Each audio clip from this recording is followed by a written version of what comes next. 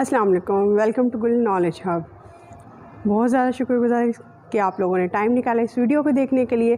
तो हम 10th class की सीरीज़ कर रहे हैं और उसमें आज हम करने जा रहे हैं द रेन की ग्रामर एक्सरसाइज। क्योंकि स्टूडेंट्स आप जानते हैं कि ग्रामर या टेक्स्ट बुक में सिर्फ दो ही चीज़ें इंपॉर्टेंट होती है जिनको समझना ज़रूरी होता है, क्योंकि हम we can learn easily question answer आसानी से लर्न कर सकते हैं फ्रॉम एनी की बुक, किसी भी की बुक से, वर्ड्स मीनिंग, वर्ड सेंटेंसेस। लेकिन जब आती है बात ट्रांसलेशन की, जब आती है बात ग्रामर एक्सरसाइज की, तो हमें कॉन्सेप्ट्स को क्लियर करना पड़ता है। क्योंकि जब तक कॉन्सेप्ट्स क्लियर ना हो तो रोड लर्निंग होती है और रोड लर्निंग बहुत जल्दी भूल जाती है। तो हम लोग इसको रोड लर्निंग नहीं रहने देंगे, बल्कि हम बहुत लाइवली अंदाज में ग्रामर एक्सरसाइज करेंगे विद कॉन्सेप्ट्स।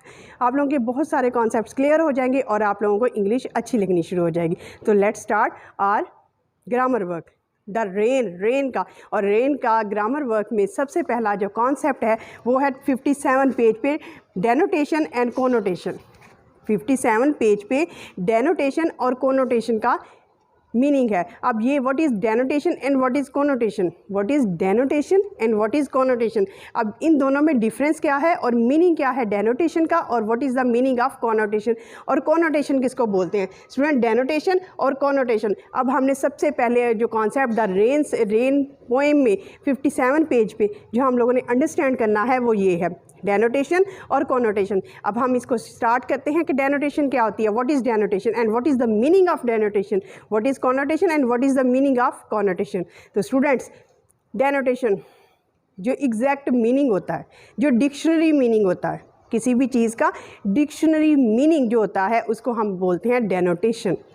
किसी भी चीज़ का, किसी भी वर्ड का याद रखिएगा स्टूडेंट, किसी भी वर्ड का जो डिक्शनरी मीनिंग होता है उसको डेनोटेशन बोलते हैं। उसको क्या बोलते हैं? डेनोटेशन। और कोनोटेशन क्या होता है? कोनोटेशन क्या होता है? उसका सिंबॉलिक मीनिंग, उसका सिंबॉलिक मीनिंग, यानी कि उसका दूसरा मीनिंग क्या बनता है। अगर हम कल्चर के लिहाज से देखते हैं उसका मीनिंग क्या बनता है, अगर हम सोसाइटी के लिहाज से देखते हैं उसका मीनिंग क्या होता है, तो उसको हम बोलते हैं कोनोटेशन। उसकी अदर लेयर, जिसका सिर्फ डिक्शनरी मीनिंग नहीं होता बल्कि हम उसकी दूसरी लेयर भी देखते हैं। तो स्टूडेंट्स इस कॉन्सेप्ट को क्लियर करते हैं हम लोग। House, home, residence, dwelling. House, home, house का मतलब घर, होम का मतलब भी घर होता है, रेजिडेंस का मतलब भी घर होता है, ड्वेलिंग का मतलब भी वो जगह जहाँ रहा जाए। तो अगर हम डेनोटेशन मीनिंग देखते हैं इन सारे वर्ड्स का, तो इसका मतलब ये है a place where a person lives.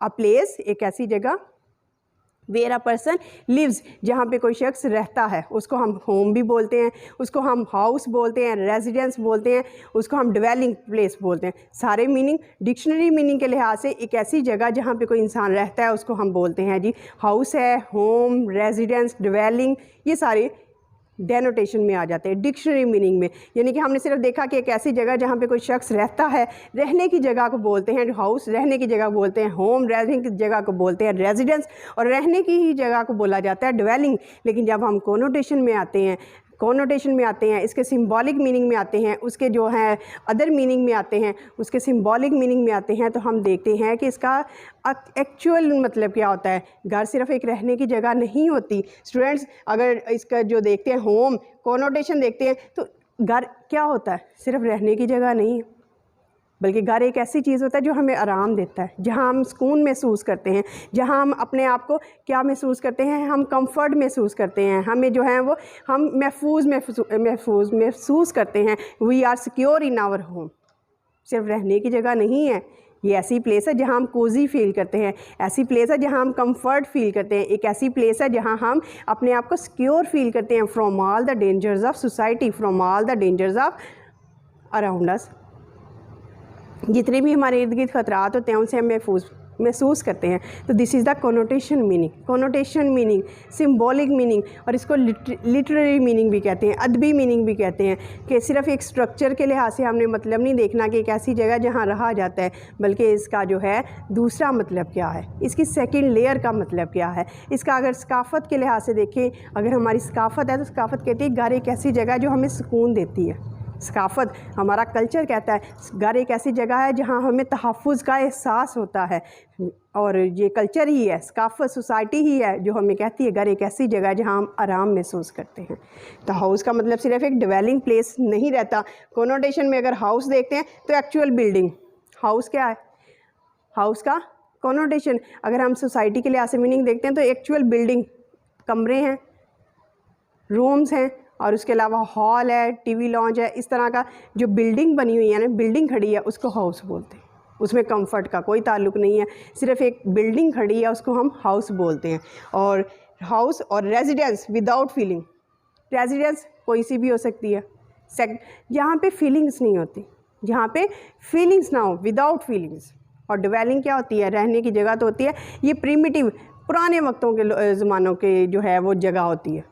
तो हमने देखा कि अगर हम डेनोटेशन में जाते हैं तो सारे सब का मतलब रहने की जगह है, लेकिन जब हम कोनोटेशन में जाते हैं, उसके सिंबॉलिक मीनिंग में जाते हैं, उसका सोसाइटी के लिहाज से देखते हैं, उसको कल्चर के लिहाज से देखते हैं, तो हाउस हमें एक ऐसी जगह नज़र आती है जहाँ पे हम कंफर्ट के साथ रह सकते हैं, जहाँ हम अपने आप को सिक्योर फील करते हैं। और रेजिडेंस क्या होती है, विदाउट फीलिंग, एक बिल्डिंग है जिसमें फीलिंग कोई नहीं है, एक ऐसी बिल्डिंग, हम कहीं रह रहे होते हैं अपने घर के अलावा, अगर हम किसी के घर में रह रहे हों तो उसमें फीलिंग्स नहीं होती, उतनी स्ट्रॉन्ग फीलिंग नहीं होती जितनी अपने घर में होती हैं।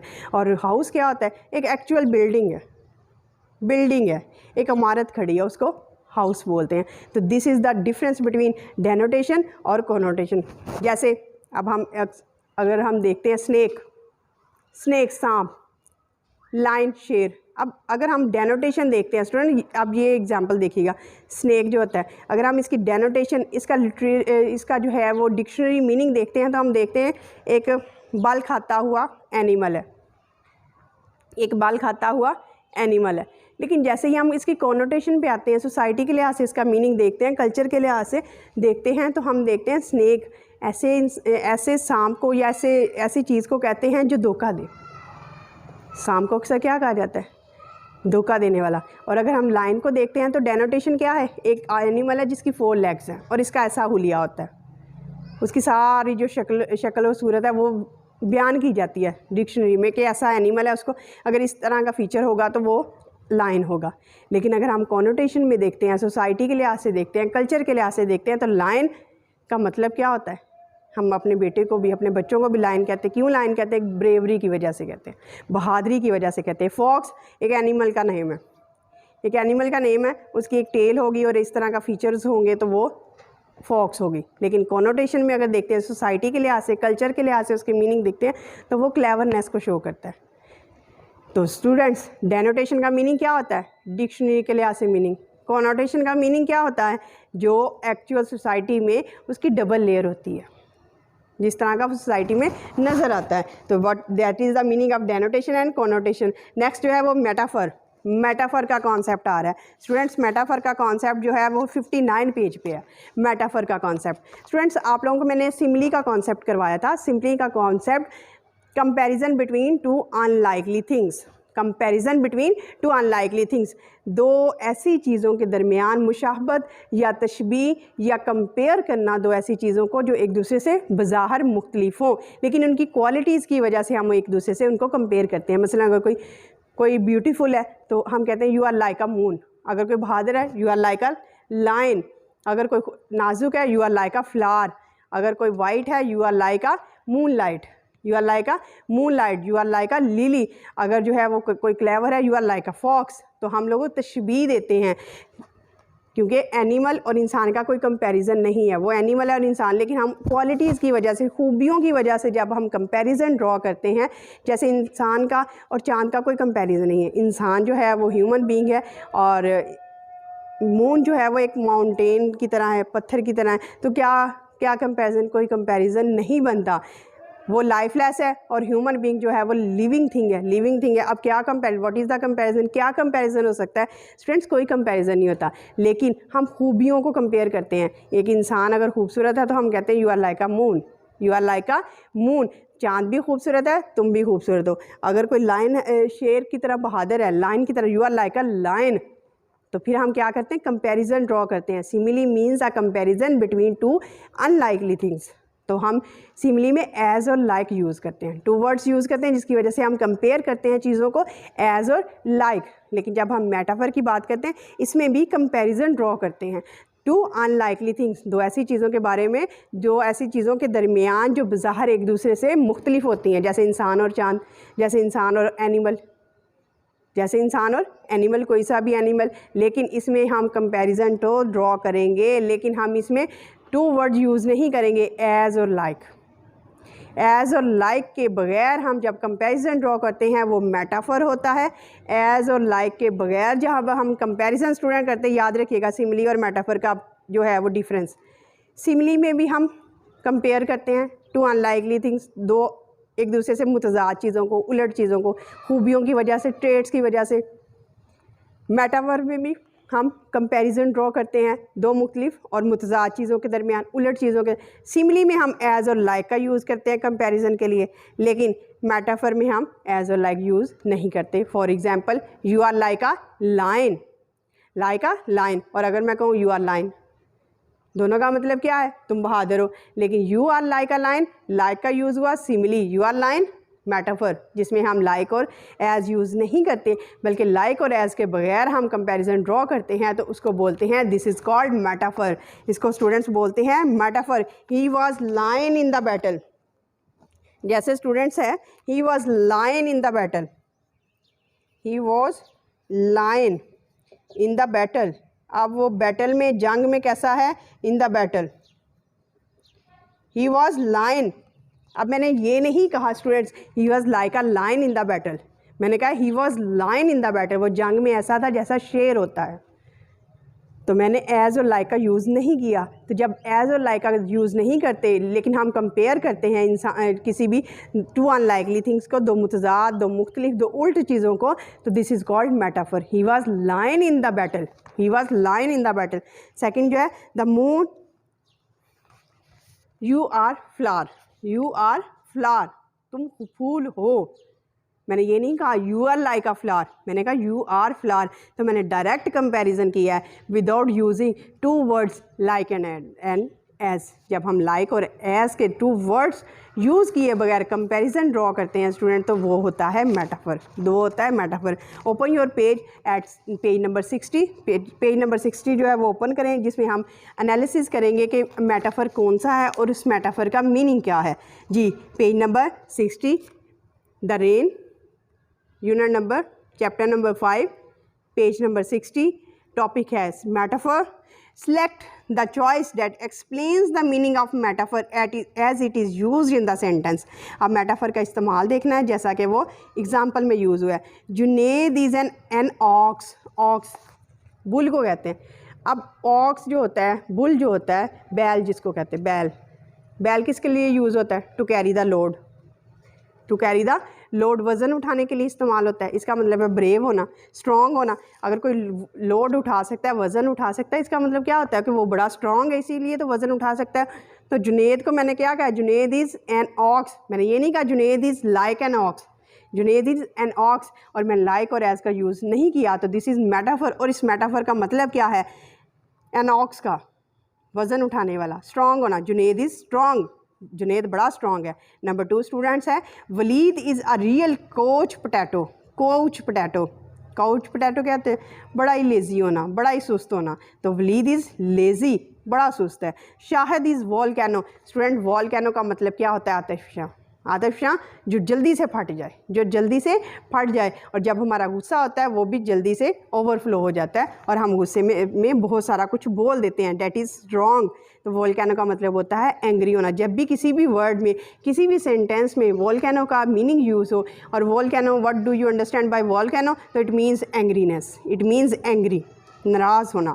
Shahid is a volcano after hearing his brother borrowed his car without permission.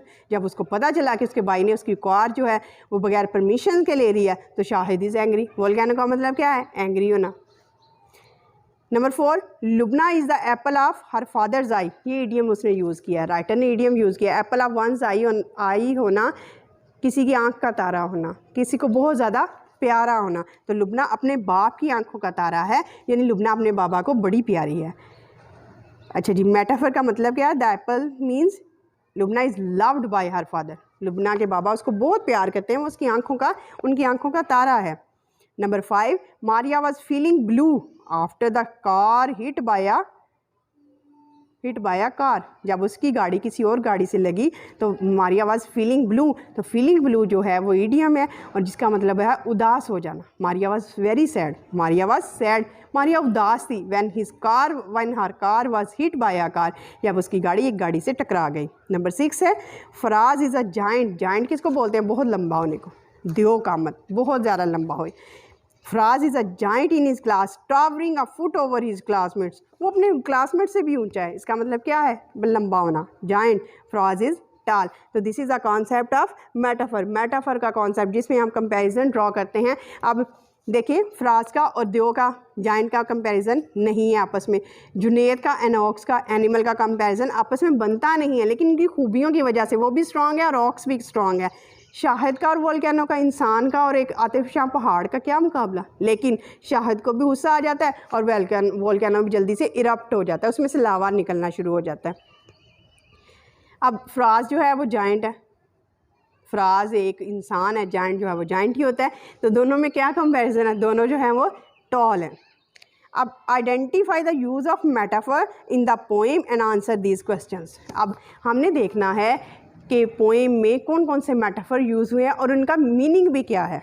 What answer this question, what do the rich leaves symbolize. Number 1 है what do the rich leaves symbolize. अब जो रिच लीव्स का word use हुआ है वो किसको symbolize करते हैं, वो किसको सिम्बलाइज करते हैं, तो rich leaves symbolize the green leaves are the rich people. जो टॉप पे हैं रिच लीव्स हैं, उनका मतलब ये है या तो ग्रीन लीव्स बहुत सब जो हैं वो हैं, या अमीर पीपल।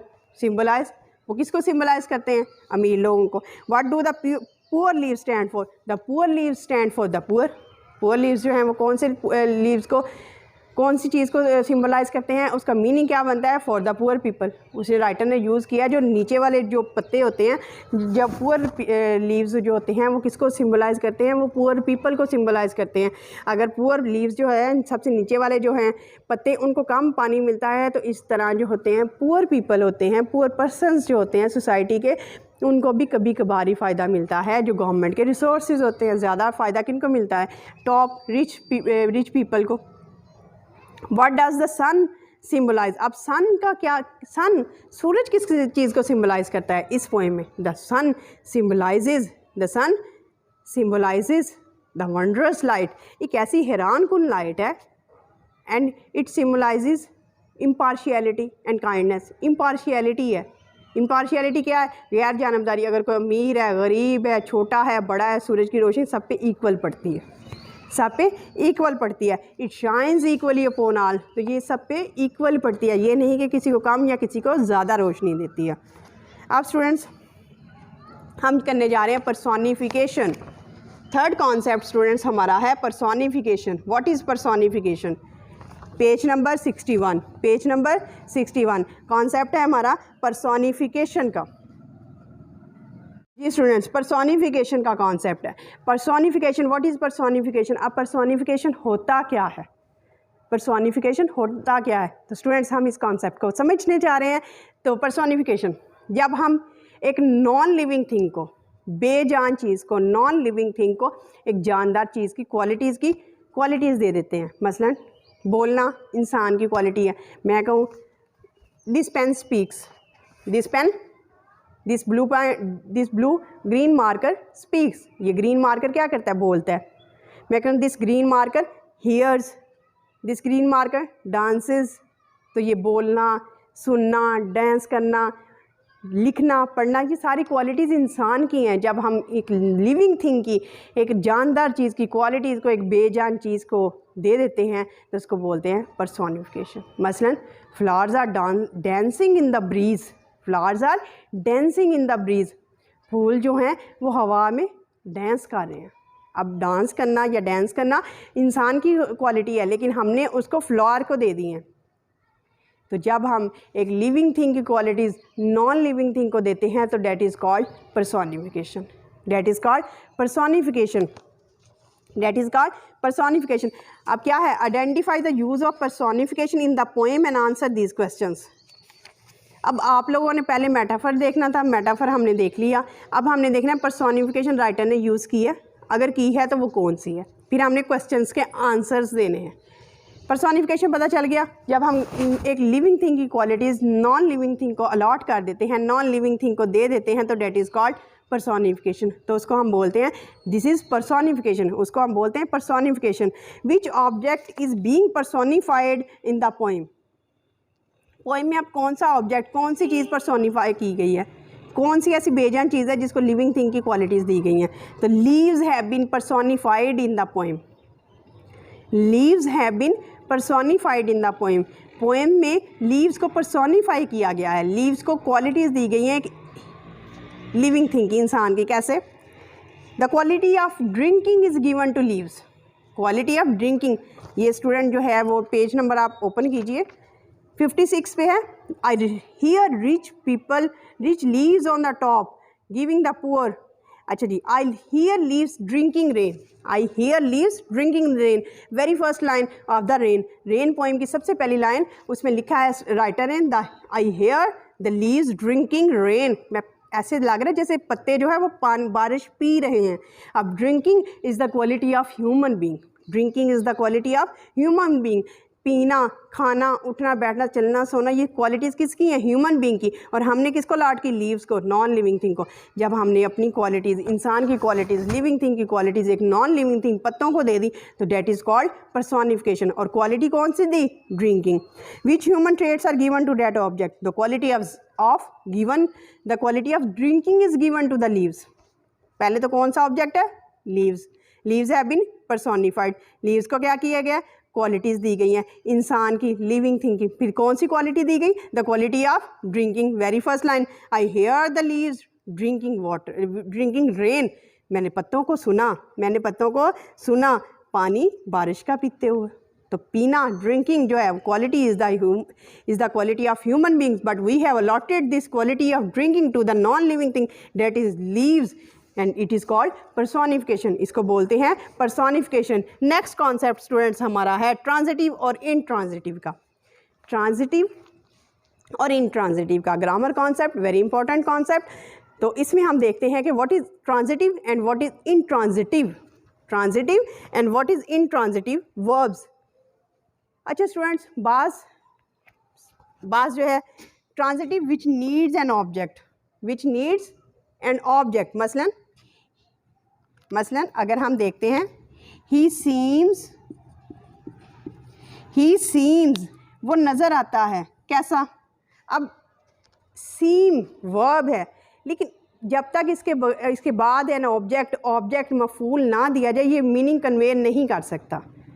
इस वर्ब को किसकी ज़रूरत है? एक ऑब्जेक्ट की ज़रूरत है एक्सप्लेन करने के लिए इसको। ही सीम्स हैप्पी, ही सीम्स सैड, ही सीम्स डिलाइटेड, कुछ भी लगा दें, लेकिन इस वर्ड को जब ज़रूरत है किसी वर्ब, किसी ऑब्जेक्ट की, किसी और वर्ड की, इसको एक्सप्लेन करने के लिए, तो उसको बोलते हैं ट्रांजिटिव, इसको बोलते हैं ट्रांजिटिव। ही लाफ्स, वो हंसता है, उसको किसी ऑब्जेक्ट की ज़रूरत नहीं है।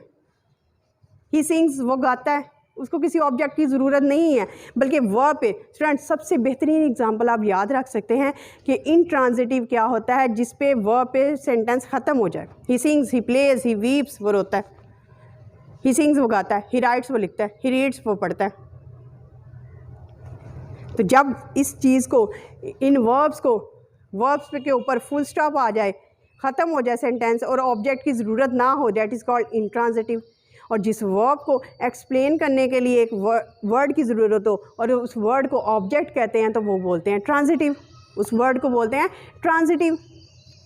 जैसे पेज नंबर 61 है students, pick out the verb in each sentence and state whether it is transitive और इंट्रांजिटिव। अब हमने अंडरलाइन करना है, उसको पिक करना है, और फिर हमने बताना है कि ये ट्रांजिटिव है, इसको ऑब्जेक्ट की ज़रूरत है, मफूल की ज़रूरत है, कि ये इंट्रांजिटिव है, इसको ऑब्जेक्ट की ज़रूरत नहीं है।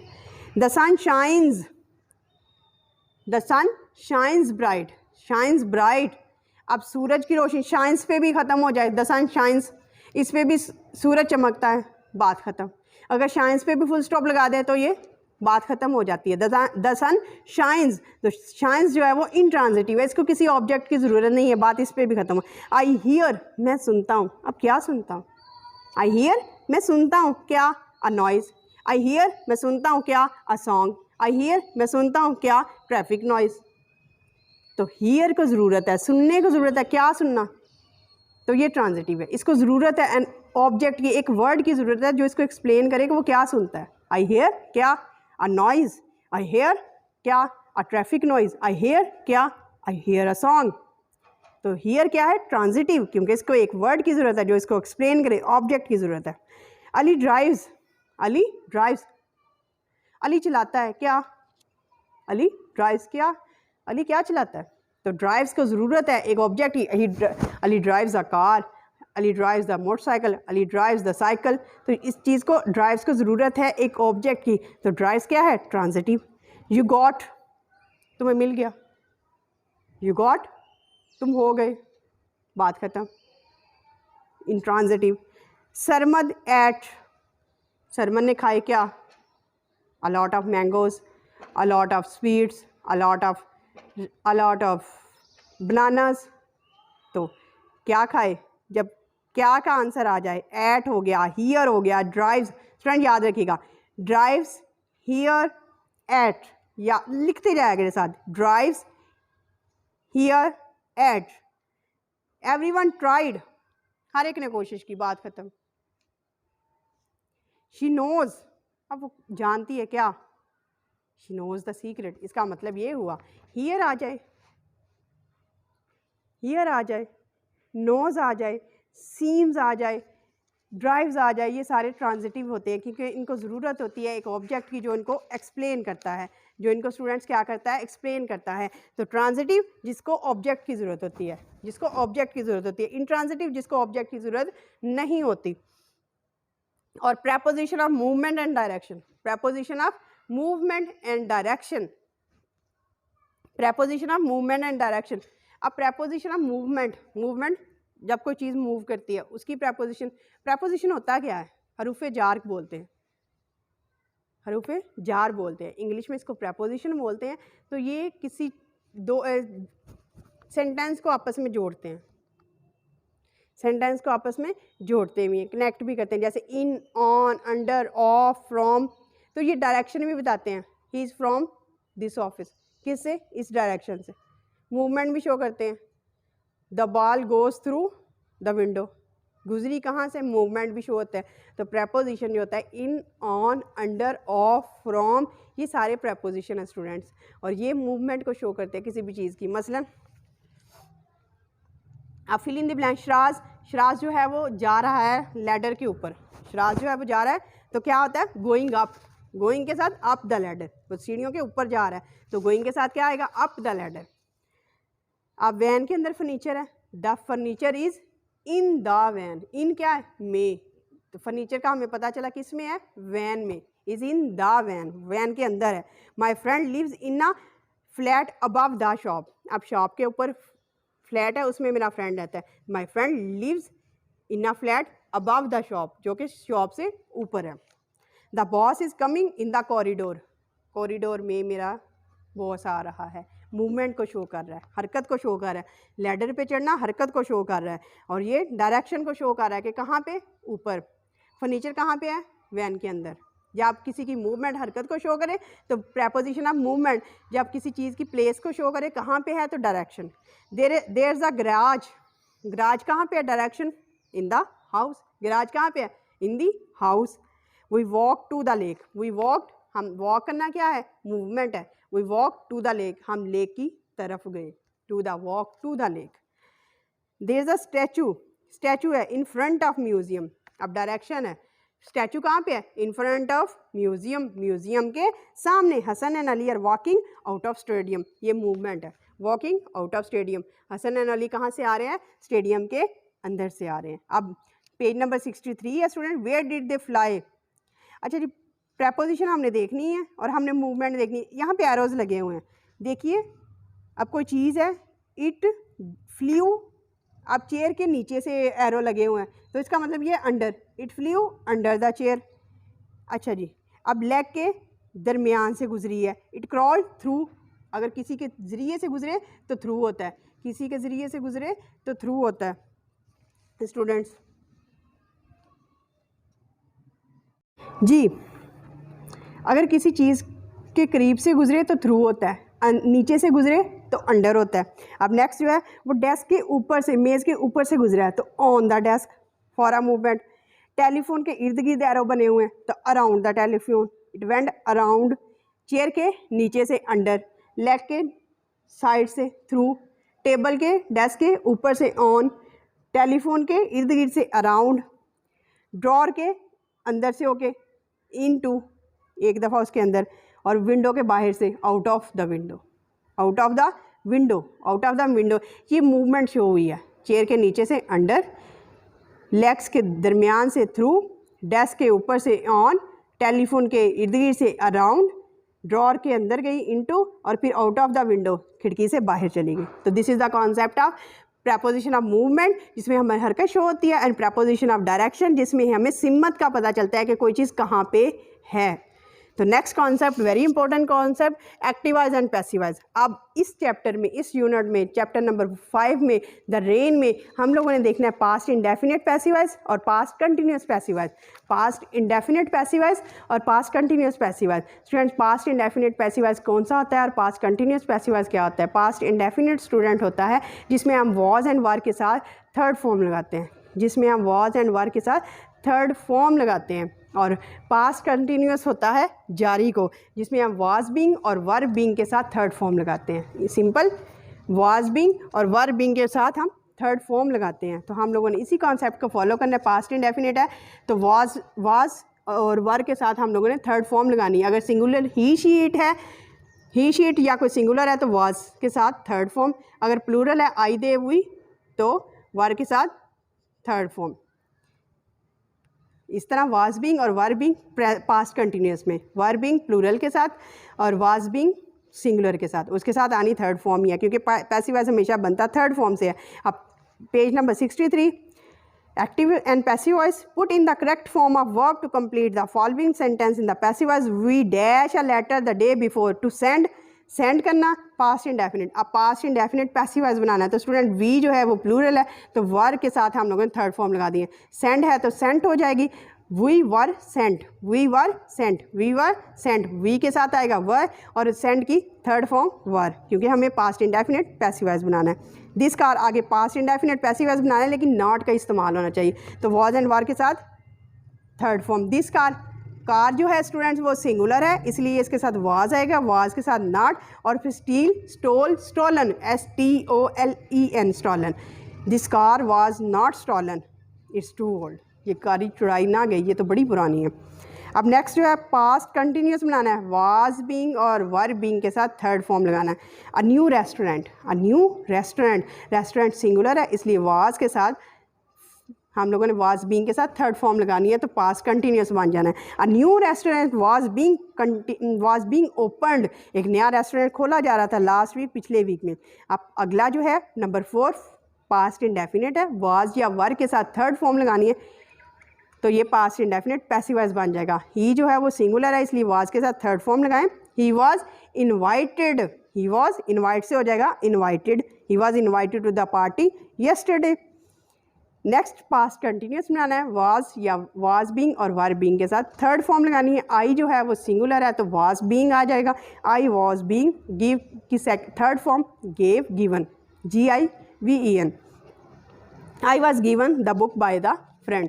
तो स्टूडेंट हम लोगों ने देखा कि पास्ट इंडेफिनिट पैसिव वॉइस बनाने के लिए हम लोग वाज या वर के साथ थर्ड फॉर्म लगाते हैं। वाज सिंगुलर के साथ, वर प्लूरल के साथ और थर्ड फॉर्म आती है। पास्ट कंटिन्यूस बनाना हो तो वाज बीइंग और वर बीइंग लगाते हैं, वाज बीइंग सिंगुलर के साथ लगाते हैं, वर बीइंग प्लूरल के साथ लगाते हैं तो उसके साथ हम थर्ड फॉर्म का यूज़ करते हैं। तो आज हमने बड़े इंपॉर्टेंट कॉन्सेप्ट और बहुत ज़्यादा इंपॉर्टेंट कॉन्सेप्ट्स किए हैं इस पोएम में।